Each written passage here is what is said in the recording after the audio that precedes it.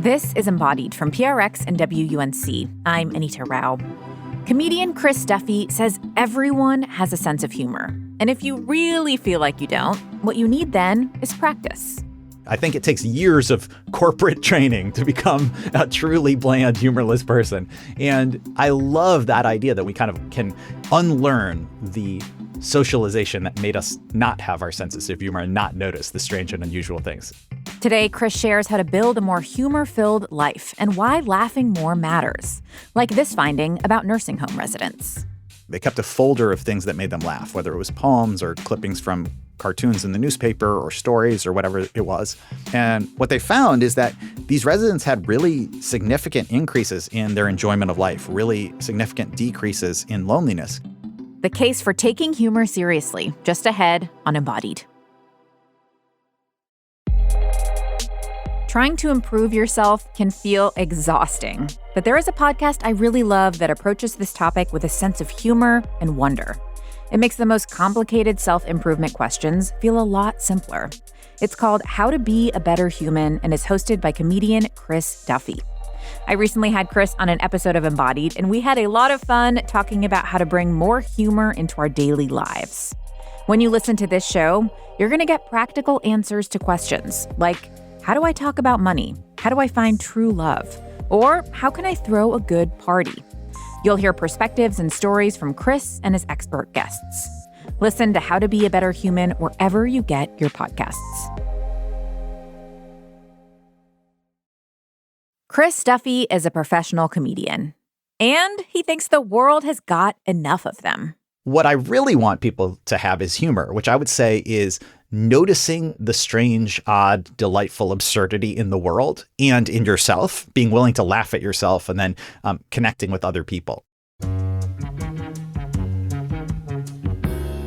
Chris says there's no such thing as people with a sense of humor and people without one. Humor is something we are all born with. You can have an amazing sense of humor and never tell a joke. You might just be the person who's constantly laughing and enjoying other people's jokes, or walking around and seeing the funny thing that a squirrel did and chuckling to yourself. I think having this life that is light and buoyant and filled with laughter is really what I'm going for when I say humor. So if a more humor-filled life is possible for all of us and likely to make us happier and more connected, how do we get there? This is Embodied, our show about sex, relationships, and your health. I'm Anita Rao. I first met Chris a few years ago when he interviewed me for the TED podcast he hosts, How to Be a Better Human. Chris was obviously funny, but even more notable to me was how he helped me access my own sense of humor. It's a skill he has that he has now mapped out for anyone who wants to try it in his new book, Humor Me. The book centers around the idea that building a more humor-filled life just requires a little intention and practice. So you are a comedian who has worked with, been around, and interviewed lots of other professionally funny people, which is why I was so taken aback by the first sentence of your book where you claim the funniest person that you have ever met out of all of these people was an 11-year-old named Gary. So tell me more about this kid. Why does he stand out so much? Oh, well, first of all, he is without a doubt the funniest human being that I have ever encountered. I met Gary when I was a fifth grade teacher in Boston, and Gary had a column in the school newspaper where he was a food critic who reviewed cafeteria food. And to this day, I think Gary's reviews are some of the most incredible food criticism, or criticism, honestly, of any kind that have ever been written in the English language. He was so funny and surprising and witty, and nothing has really ever made me laugh as hard as reading some of Gary's writing did. Whole wheat 2-cheese pizza with spinach and fresh fruit. This dish, originally from Italy, looks like cardboard when it is served. You can't taste the sauce or the cheese. The least they could do is put some pepperoni on top. Just writing this makes me want to have some real pizza. Real pizza is pizza where you get to choose your toppings and it contains lots of sauce and cheese. The smell of real pizza is like the smell when you've just come out of the shower and used your sister's shampoo. It's so good! On the plus side, our pizza arrived at our table warm and the fruit actually looked fresh. Our server, Miss Mazdesa, was very nice and generous. Overall, I give this lunch 2 out of 5 stars.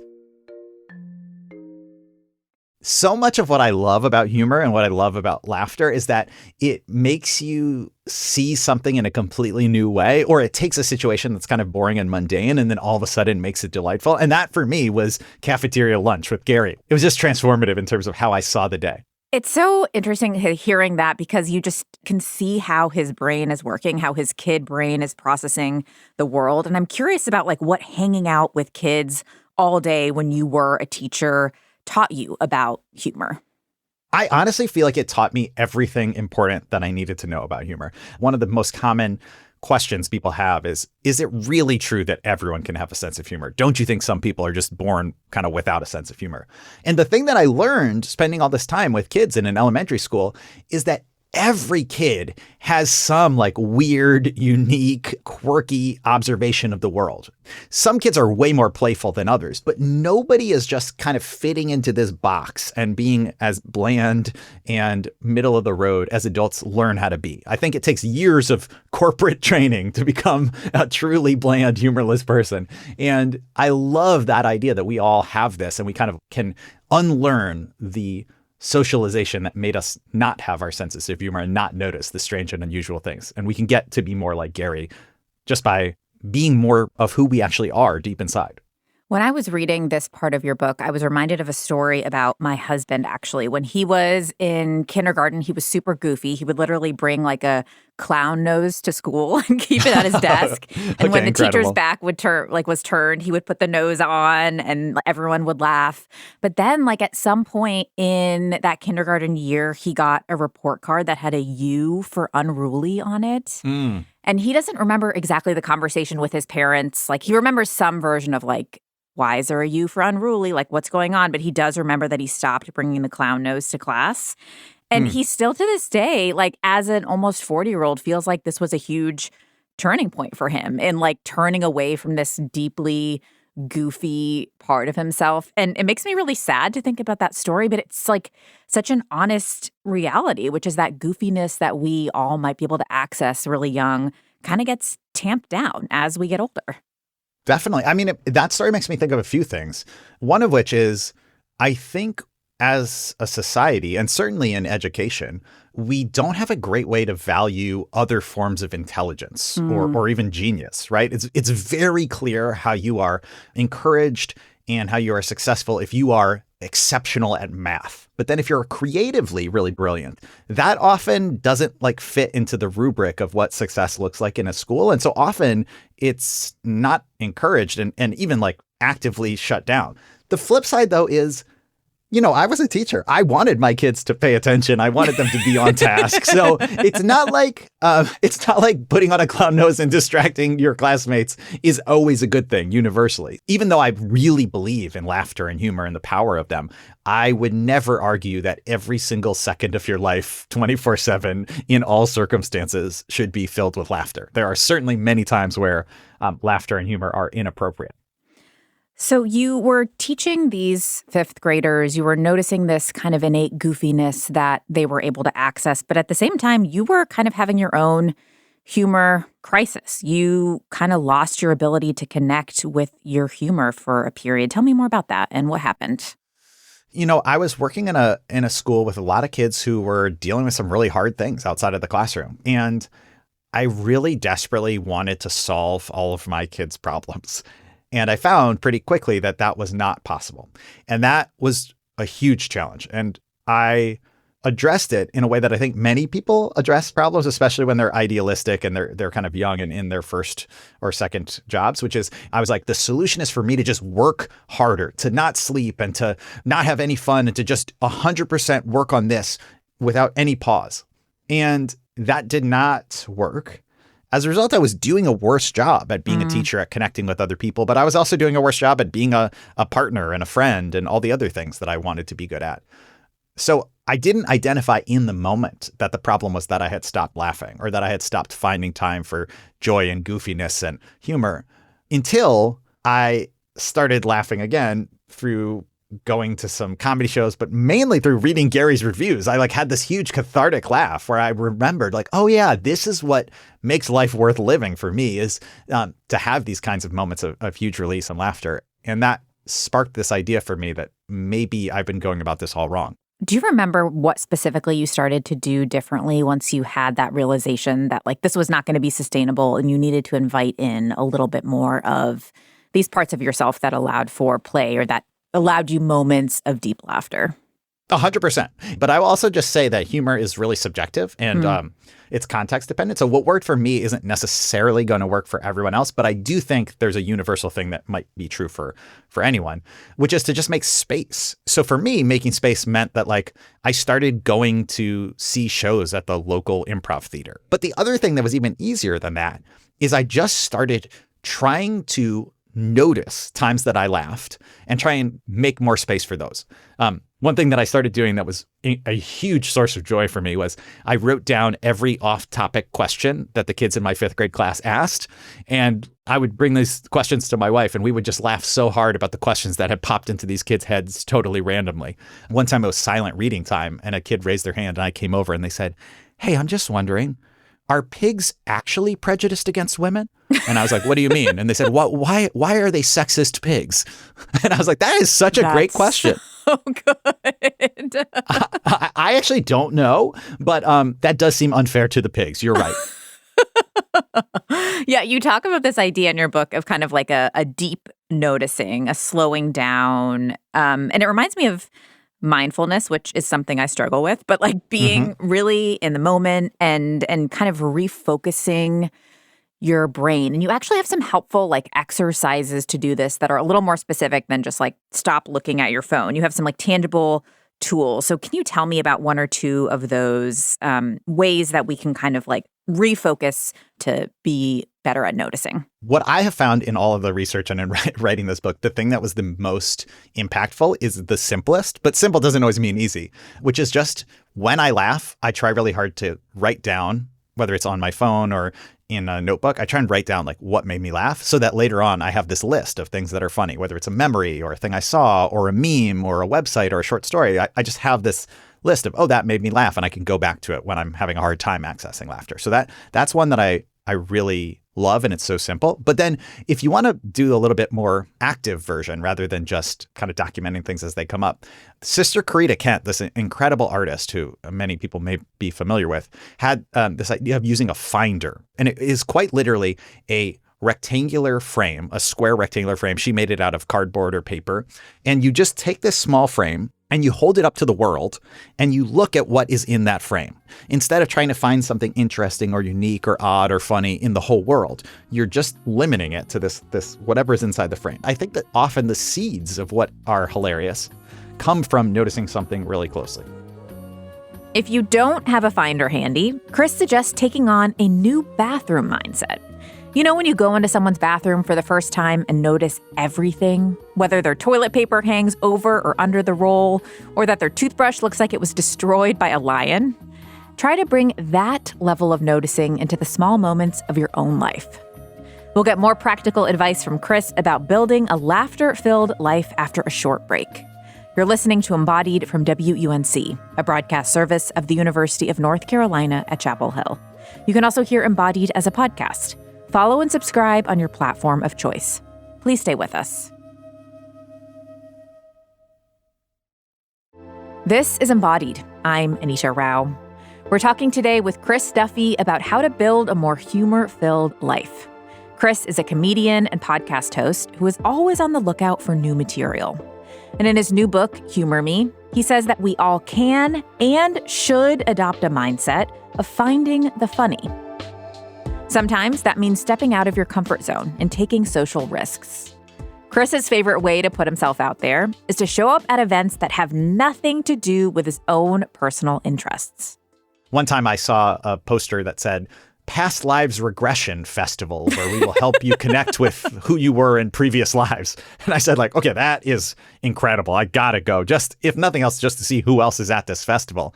And I went and, they had a whole like marketplace where they were selling all sorts of crystals and trinkets and machines that claim to like put you in touch with alien civilizations. And it felt like a social risk because I was like, I would not ever seek out being in this room, but it was so funny and fascinating and really memorable. There was specifically one workshop that I went to that was a free workshop where it was called Connecting to Your seventh dimensional self. It was certainly past the third dimension. and no one really explained what the other dimensions were, but it was a person who was just kind of chanting, and they would say like, okay, I am accessing your seventh dimensional self. And it was really, to me, really funny as someone who comes from the world of improv, because I was like, yeah, I guess if someone says something to you and you just say yes, like the conversation will keep going. But instead of it being an improv comedy scene, it was for these people like a transcendental, multi-dimensional experience. I think also what you're pointing at here is like you never know what kinds of social risks are, like where they're going to lead you. I remember last year I got invited to do this like one woman show where I was going to read cold a script on stage in front of an audience for the first time. And it's this like traveling thing called White Rabbit, Red Rabbit. And the premise is pretty serious. It's like, takes about like autocracy and the limits of freedom of speech. But one of the things that I was asked to prepare beforehand was an ostrich impression. And like incredible. Practicing this ostrich impression at my house in front of the mirror and then like doing it in front of my friends is like to this day cracks me up so much. So like, yeah, you just never know like what is going to lead to these moments that are going to give you like that real belly laughter humor when you do something that feels like outside of your normal comfort zone. You asked me like what the wildest social risk is, and I'm an outlier because I like will do all sorts of bizarre things especially because I'm a comedian. So for me, there's like, I kind of view the world as if I go to something and it's fun, that's great because it's fun. And if I go to something and it's horrible, that's also good because then I can talk about it later on and make people laugh. Yeah. So I'm an outlier, but I do think that like, if you're just a regular person who is not deliberately seeking out putting yourself in awful situations sometimes, which I wouldn't necessarily recommend. One way of thinking about this is the writer Priya Parker, who is incredible, wrote The Art of Gathering. Priya Parker talks about how like a great party, when you're throwing an event, a great event has something where it isn't for everyone. So like if you say like, come to my 40th birthday, we're going to do a polar plunge and then run a half marathon.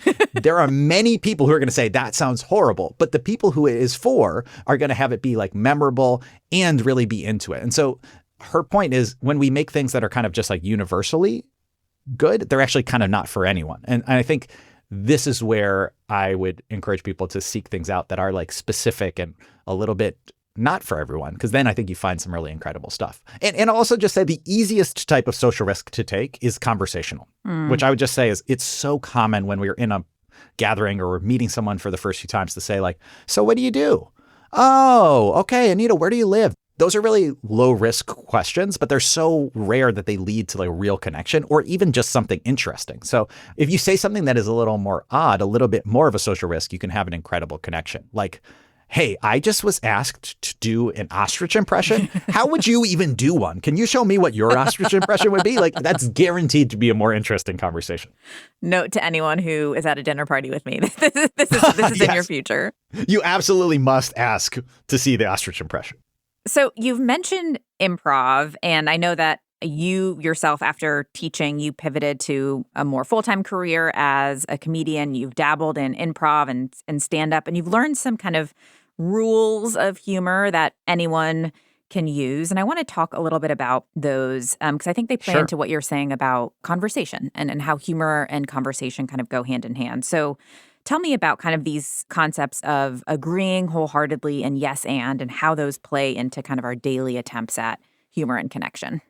I think if you think about a person who has made you feel really connected and laugh, and who made you laugh a lot and who you laughed a lot with, that person is probably really listening to you. They're paying really close attention and they're not really shutting the conversation down. And so there's kind of a comedy technique that a lot of professionals use on stage, which I think really directly applies, which is called yes and. So that is when someone makes an offer of something to say yes and then to build on it. So an example is if I say, hey, there's a store over there that sells cheese. You don't go, no, there's not. That shuts the conversation down. So instead you say, yes, that store sells cheese and then you build on it. And they have the most incredible brie I've ever tried, right? So you give them something else that's concrete. And then now we're going somewhere together. Yes. And that brie, that is the most incredible brie you've ever tried. I heard that it is a limited edition. it's limited edition and I need to stock up, right? Like you just keep adding bricks and then you build something. So now we're in a more exciting place. And I think you can think about that not necessarily as having to like perform your conversations, but just to think that the best way to keep a conversation going is to offer someone something that they can take and build on, and also to make it so that it is positive and agreeing. It's so easy to get into disagreements or quibbles, and that's actually just not as much fun. You've taught a lot of adults improv over the years. What do you think are some of the biggest obstacles that you've seen people come in with? Like some of the things that are hard to grasp about kind of changing how we interact with one another? The single biggest thing is people are so worried about what other people are going to think about them. And I think it's really hard to get out of this idea that there's like a right answer in a conversation or in a scene. And so my favorite exercise to do with people was we did this exercise that's called 7 things. And so you basically, someone gives you a category and then your task is to just as quickly as possible name 7 things in that category. So let's actually do it. Okay. Again, the point is not to say things that are deliberately weird or that are deliberately right. It's just to, as quickly as possible, say anything. And there's no wrong answer. Okay. So please give me 7 things you might find inside of your car. Shoes. 1. Lipstick. 2. Seltzer. 3. Car magnets. 4. Great. Keep going. A scraper. 5. Dog hair. 6. Dog poop bags. 7 things you might find inside of your car.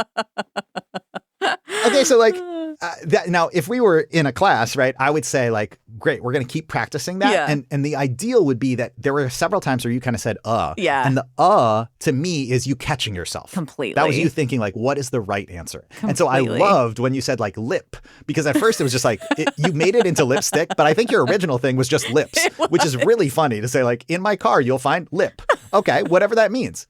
And I think you practice to learn. Basically, the skill of improv is to get rid of that self-censoring part that says like, what is the right answer? And to instead just say the thing. You're so right. Because one of the times when I said the thing I was going to say was frog. And I was like, frog. I mean, car scraper. Okay. And think about how evocative that is of a car, right? Like the kind of car that has a frog inside of it is so distinct and unique compared to the car that has an ice scraper in it. So I think that's the skill that I really loved so much about teaching improv, was getting people to see that they had these odd, bizarre, really interesting answers inside of them. It's also like a perfect example of how humor can be a tool for creativity. Like this I'm thinking about this as an exercise to just get your brain thinking in a different way before you sit down and write or write a script. Like talk to me about some of those really inherent links. This is funny because you wouldn't necessarily think that the biggest example of creativity and humor comes from a business person. But Franz Johansson is an entrepreneur, and he wrote this incredible book called The Medici Effect. And he talks a lot about how the biggest innovations come not from incremental change, but from these dramatic, wild innovations. So if you're someone and you're working on making a phone that is 10% more efficient, that the sound quality is 10% better, everyone supports you. That's something that everyone kind of understands. But if you're the first person who says, I'm working on a phone that is going to work outside, people go, that is a wild idea. That doesn't make any sense, right? Because it's actually a transformative idea to come up with a cell phone rather than like the phone that sounds a little bit better. And one of the things that he talked about that's almost exactly the improv game we did is if you're trying to come up with these innovative ideas, one thing is to just take all of the assumptions you have about a situation and just try and see what would happen if you reverse them. So he gives the example of like, if you're in a restaurant, some of the assumptions you have are restaurants serve food. People eat at the restaurant. People pay for food. And he says like, well, think about like, what if instead of a restaurant serving food, it didn't serve food, and instead you brought your own food, but you paid for the time that you were there because it had an incredible ambiance?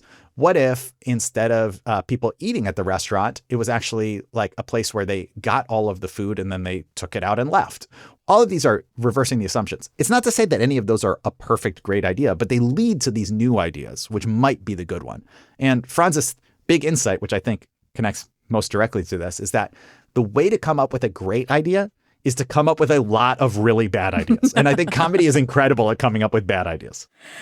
So I'm thinking about all of this and thinking about kind of, the really nice feeling of laughing with someone and, being in a space of play with someone. And you say in your book that you feel like a good sense of humor is inherently generous. It comes from deep listening. It can be a tool for deeper connection. But in practice, I feel like that's not always an easy line to walk in everyday life. Like we all have that friend who, is full of bits and like makes us laugh and like is really fun to be around. But then you walk away from them at the end of the night and you're like, whew, okay, need to not see that person for a few weeks. Like I'm kind of tired. So like, how can we be mindful of whether our humor is in service of more connection or is kind of self-serving and just keeping the spotlight on us?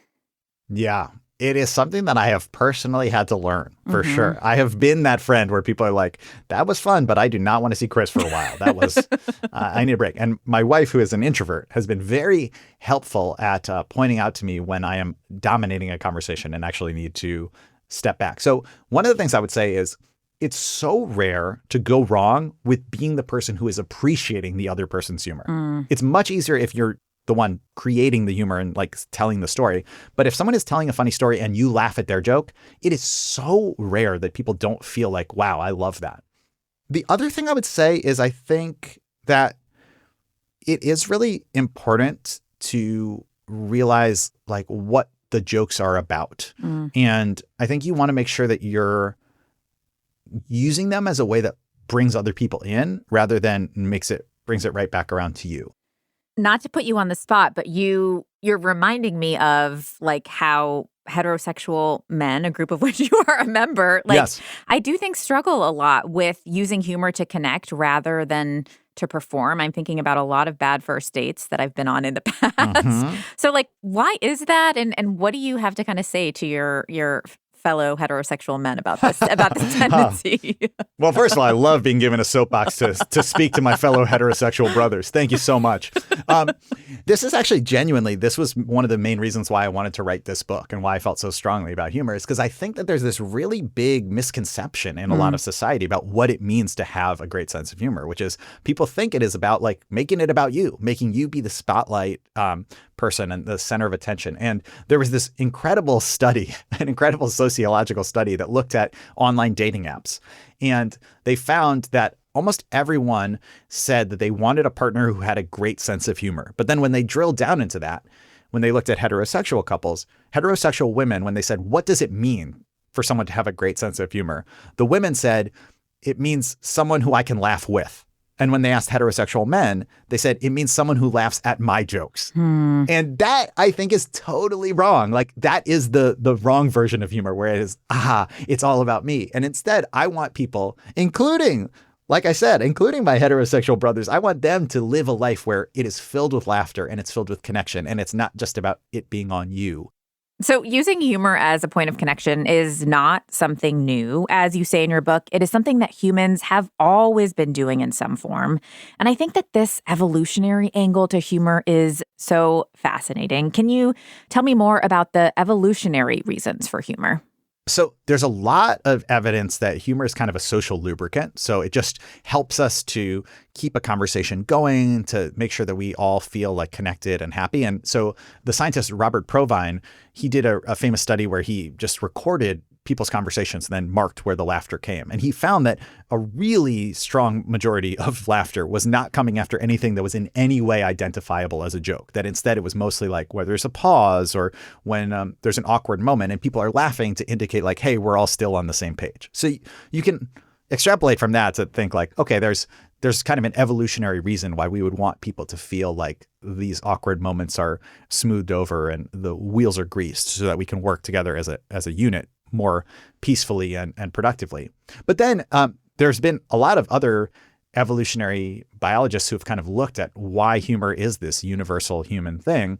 And they found that one of the theories is called encryption theory. So it's the idea that the reason why I can immediately tell if you are fake laughing and why so many of us are incredible at immediately identifying fake laughter is because evolutionarily, if we told a joke and the other person didn't get it, we needed to know that they were pretending because that meant that they kind of weren't part of our group. And them pretending something meant that they were a threat. So we've been talking a lot about kind of building these humor practices and finding ways to bring more laughter, bring more connection. But sometimes life is not so fun, not so light. We're living in an especially really difficult time politically, globally right now. And I want to talk with you about that. You're someone who is humorous and likes to laugh, but you've also dealt with your own share of kind of dark and scary moments. And maybe you can kind of talk about this through a personal story. You talk in the book about how a few years ago your wife, Molly, was dealing with some pretty serious health issues. Tell me more about what happened and how this impacted your humor. Yeah. So several years ago, my wife Molly was dealing with chronic pain and had these injuries and health issues that were kind of mysterious. We kind of could not figure out what was going on. And she went from, living a very able, independent life to being in pretty constant pain and really unable to take care of herself. And she was going to a really dark place, a place where she was starting to have some really deep depression and suicidal ideation. And I was the caretaker, and that had a lot of struggles for both of us. But the main one was that things just got really serious really fast. And I think the thing that made me realize as far as humor is that the thing that I was most allergic to when we were in this really dark time was people saying some version of like, well, there's a silver lining to every cloud, or like, this is going to be a gift in its own way. Because I was like, this is not a gift and there is no silver lining. Trust me, this is just bad. And I still really believe that. And I think the thing that to me I love about humor is that you can laugh at a situation without denying its reality. And we had a few specific moments where like the tension was released. One of them was Molly was kind of trying to figure out like what could we do to solve this? Like maybe I just need to like reinvent everything in my life and start from scratch. And she had this idea where she's like, I found that there's a silent retreat center where you can live there for free if you clean and cook and work while you're there. And maybe I can just go there while I sort out my health. And it was in this remote area in the mountains of California. And I said to Molly, I said, like, you are in such a uncertain place and I'm needing to take so much care of you that I really don't feel like it would be safe for you to be somewhere where you're completely out of contact and I can't know what's happening with you. And she said, well, like, no, you would come with me. And there was this moment where we both thought about it. Me, like the most yapper of yappers, the biggest extrovert. And it was like living indefinitely at a silent retreat center. And we both were like, yeah, you're not going to survive that, Chris. You will not make that. And we both just burst out laughing. And it was the first time we'd laughed in a long time. And it was so cathartic, right? Like just that release of the tension and that moment of connection and laughter. And it's not like that laugh solved anything, but it was this really amazing moment where the tension lifted and we just pierced that seriousness for a second. And I think anyone who has been dealing with really deep depression and with, especially when you're in these really, really dark times, having a moment where the tension lifts and you get through that hour and it's a little bit easier, that's not nothing. That is in many ways, that is everything. So I think even in those dark times, humor can play a really important role. Chris Duffy is a professional comedian, television writer, and podcast host. His new book is called Humor Me: How Laughing More Can Make You Present, Creative, Connected, and Happy. Just ahead, more from Chris about the darker side of comedy and what to do when a joke goes too far. Stay with us after the break. Every day on Up First, NPR's Golden Globe-nominated morning news podcast, we bring you 3 essential stories. At the heart of each story are questions. What really happened? What really mattered? What happens next? At NPR, we stand for your right to be curious and to follow the facts. Follow Up First wherever you get your podcasts and start your day knowing what matters and why. This is Embodied. I'm Anita Rao. Chris Duffy is a comedian and podcast host who makes a living being funny. His new book, Humor Me, is a roadmap for how all of us can bring more humor into our lives. As I read it, I thought a lot about my own relationship with humor. My husband and I are both big comedy fans. We watch a lot of stand-up specials, keep up with SNL, and sometimes go to comedy shows in person. I usually have a great time. But on occasion, I have the experience of feeling like everyone else is laughing, and I'm sitting there going, not only is this joke not funny, but this is hurtful or mean. And yeah, there's the quick fix of, I don't need to be in this room with this comic again. I can opt out. But I do think that this feeling points to something bigger, which is that making other people laugh is a really powerful tool that isn't always a force for good. So I put my quandary to Chris and asked him about his experience of the darker side of comedy. Yeah, it's interesting to me because this is something that I've had a real evolution on for myself. I think if you talked to me 5 years ago, 10 years ago, I would have said like, good comedy is inherently something that moves us forward and is like socially positive because that's the things that are funny. I would have said like, it's kind of impossible to have like a successful fascist comedian. That just doesn't exist. And now I have learned that I am wrong. That is not true. That in fact, people can have really damaging and dangerous ideologies that are masked by humor and that do get a lot of people to laugh and to kind of Trojan horse these ideas in. So I think a lot now about where the humor is targeted. Comedians have this idea that we sometimes talk about of punching up and punching down. The idea being like, is the punchline of your joke focused at the people who are more powerful or the structures in society that are powerful? Or is it making fun of the weak and the less powerful? So, you know, the classic example is like, if you're the quarterback and the most popular kid in high school and you make fun of the nerd who nobody likes, that's mean, that's punching down. But if the nerd makes a joke about the quarterback, that's punching up and that's kind of more acceptable and funny and it's not as harmful. And, you know, I think I talk about this in the book and there's a lot of nuance to that where it's not always so simple as just like this one person is punching up and this one person is punching down. Often there's multiple ways in which power and privilege interact. But I think that's one of the biggest ways that I think about it these days. It's interesting to hear you talk about this because I do feel like this question of like, yeah, who is punching up and who is punching down has then kind of spiraled into the huge can of worms that is cancel culture and like, who are we allowing to tell jokes and in what context and what jokes are okay. And I know that's a huge can of worms, but I am curious about how you think about the responsibility piece. Like as a comedian, how do you think about the responsibility that you or that like funny people have if you have a big platform?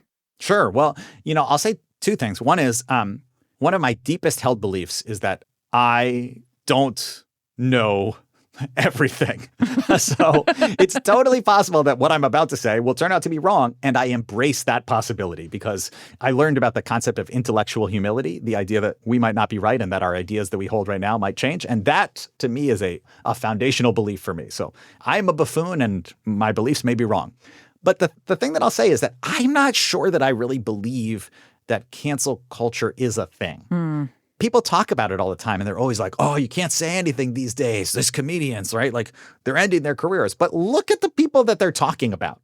Like the people who have supposedly been canceled and their careers have been ended, the famous comedians, they're doing great. Mm-hmm. They're buying yachts. They're traveling the world, selling out stadiums. So I find it hard to understand what that really means. I think often there's this idea that like we want you to take comedy seriously as an art form. We want you to listen to what we're saying and to think that we're important, but we don't want to then be subject to criticism at all. We don't want people to disagree with us. And I think that's just not how art works, right? Like if you want people to take what you're saying seriously, you have to also allow for a certain number of people to not like it and to push back on it and to have critiques, often valid critiques.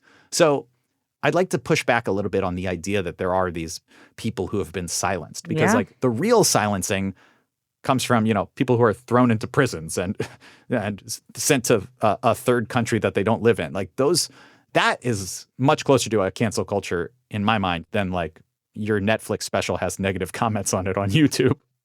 Do you think there are any comedians who have handled these call out moments well? And like, what do you think is the kind of art of an apology or art of a comeback that kind of keeps folks in conversation with their audience in a way that's kind of more humble than just like writing off the critique and buying more yachts?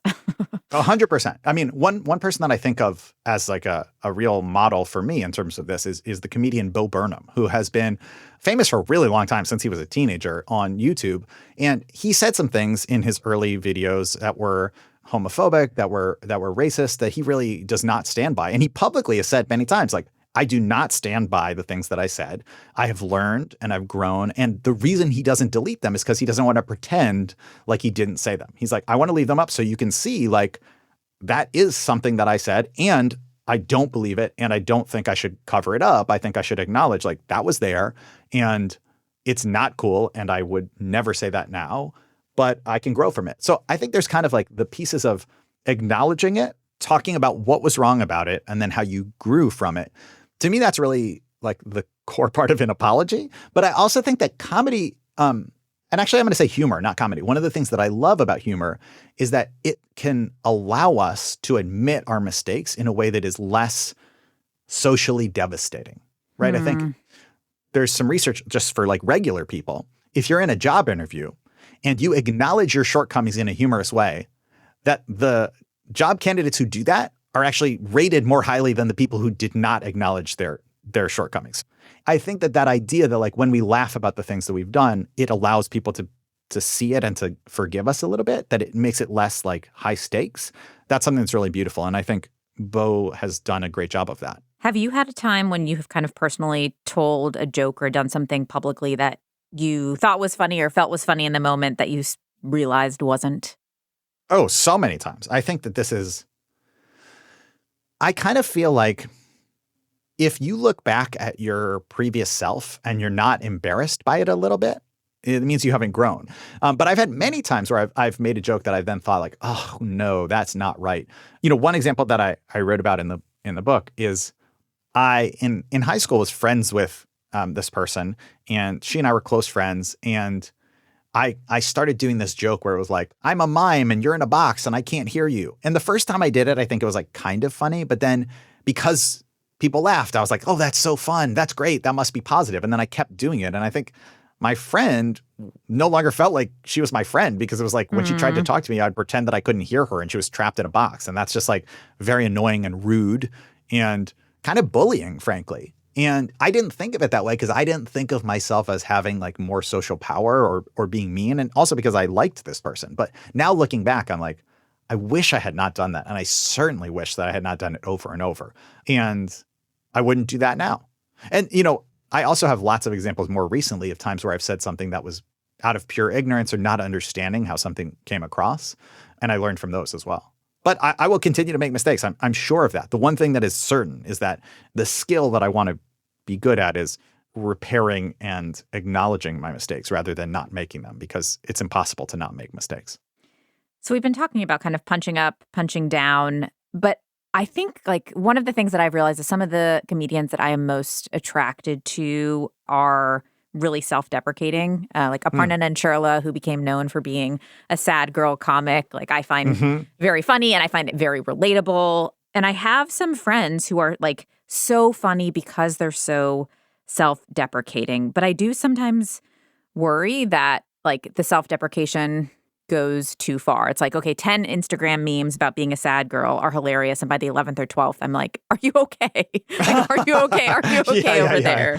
So like, what really is that? What's that line between like self-deprecating as a way of like making yourself laugh and making other people laugh and like self-harming or kind of internalizing these negative beliefs about yourself?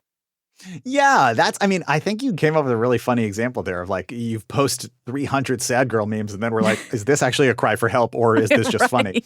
And so I think, you know, the thing with that is the narratives that we tell ourselves about ourselves are really powerful. So I think if your story is, I am a sad girl and I'm always going to be a sad girl and there's nothing happy in my life, that's probably not the healthiest narrative to have about yourself, right? And it's different than being like, I'm laughing about the fact that I'm in a period where I'm sad a lot. Like, could be totally healthy and really wonderful. And so it really varies case by case. But I think Aparna Nancherla is a great example here.